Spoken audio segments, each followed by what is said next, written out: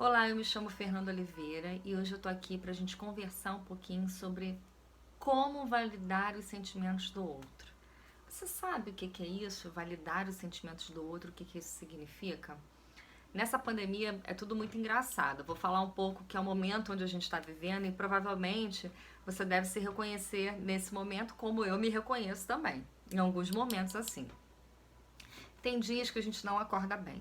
Então você levanta e aí fica com aquele mal-estar, uma sensação desconfortável, e você quer se livrar daquilo porque você tem uma série de coisas para fazer, mas o seu corpo ele tende a querer ficar deitado, a querer procrastinar, você não tá bem naquele dia. E aí você fala, tudo bem, eu vou ligar para um amigo. E aí você passa a mão no telefone, liga para um amigo e começa a desabafar com esse amigo, com essa amiga, enfim. E aí você começa a falar dos seus sentimentos, de como você está se sentindo. E aí você fala que naquele dia você não está muito bem, que você está se sentindo angustiado, e esse amigo, ao invés de acolher a sua dor, ele vira para você e fala assim: "Tudo bem, mas olha, você tem uma casa linda, você tem alimentos na geladeira, você deveria se sentir grato." Gente, e como é que você se sente nesse momento? A pior pessoa do mundo, não é verdade? Porque você fala, meu Deus, você tá com aquela sensação ruim que você não consegue se livrar daquele sentimento assim.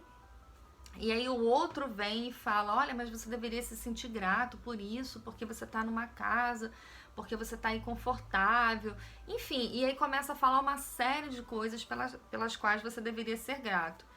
Não é que nós não sejamos gratos por tudo que a gente é muito grato, mas nós, seres humanos, somos dotados de emoções. Nós somos feitos de emoção, parte de nós é emoção, parte de nós é sentimento. Então, o quanto que valorizar essas emoções e esses sentimentos também é importante para nós, seres humanos. E por que que eu estou dizendo isso?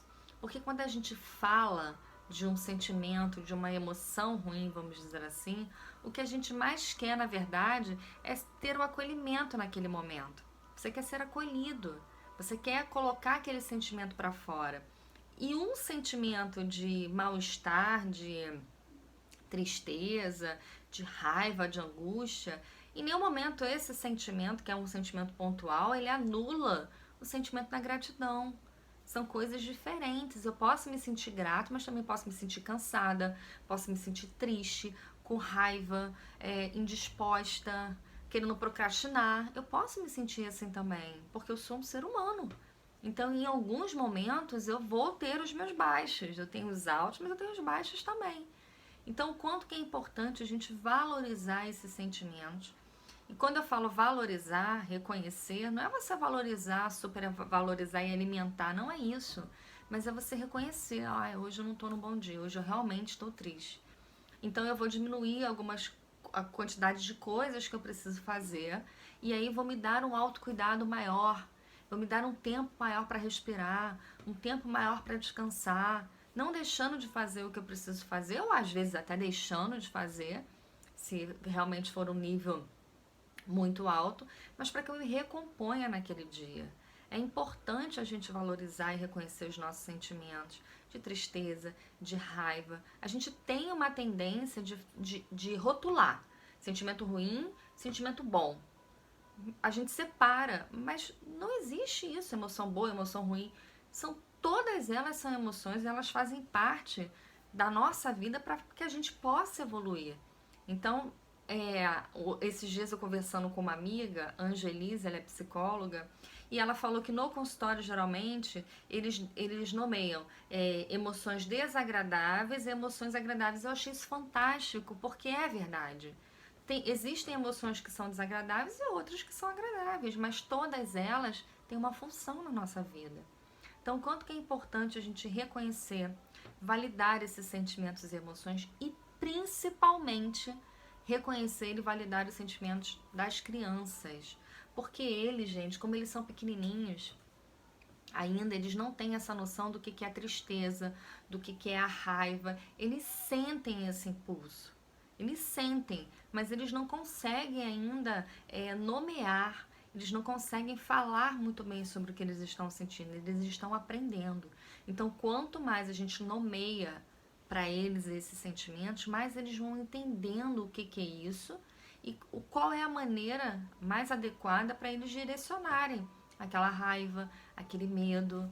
Você imagina que quando eu falo para uma criança que está chorando, ela está ali chorando, expressando a dor dela naquele momento, o choro, de repente, de não conseguir ou ter dificuldade em determinado momento da sua vida, durante um aprendizado ou uma frustração de um brinquedo, e eu falo para ela assim: para de chorar,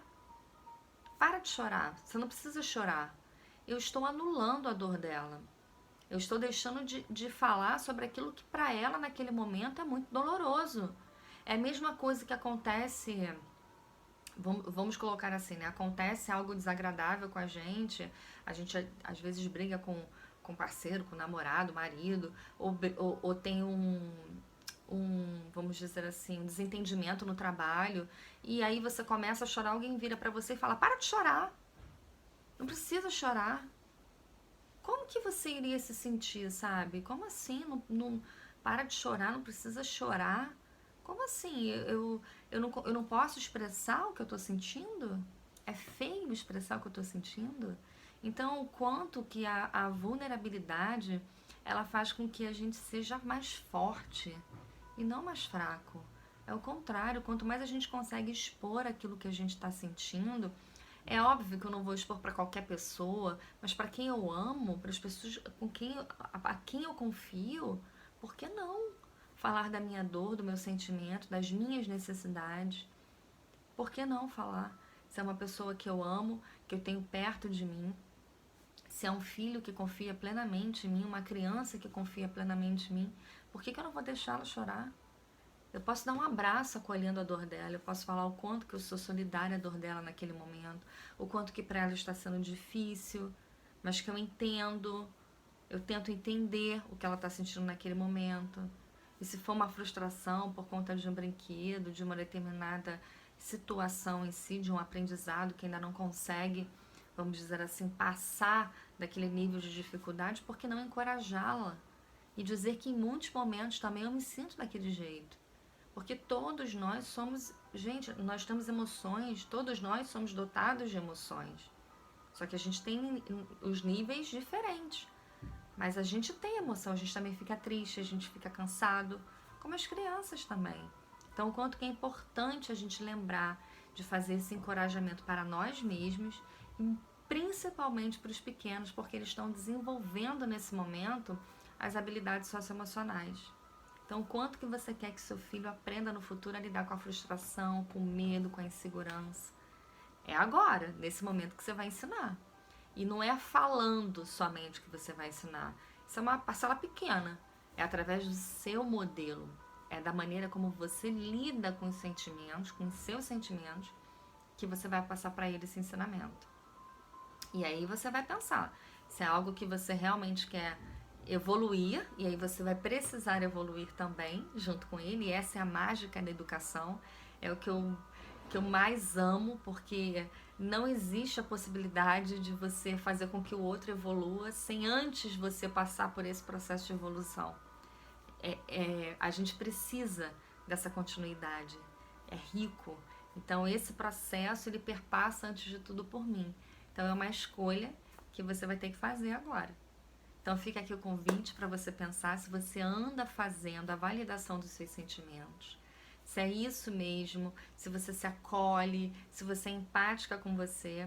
E aí sim você vai ver que conforme o seu nível, vamos dizer assim, de empatia, de acolhimento, de valorização vai aumentando com você, você vai criando recursos e uma maior capacidade para lidar melhor com o outro.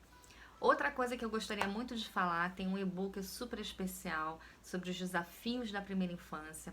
Acesse o site www.institutoaulerkids.com.br, cadastre seu e-mail e baixe o seu e-book. Tem muita coisa legal lá para você, tá? Um super beijo e até a próxima!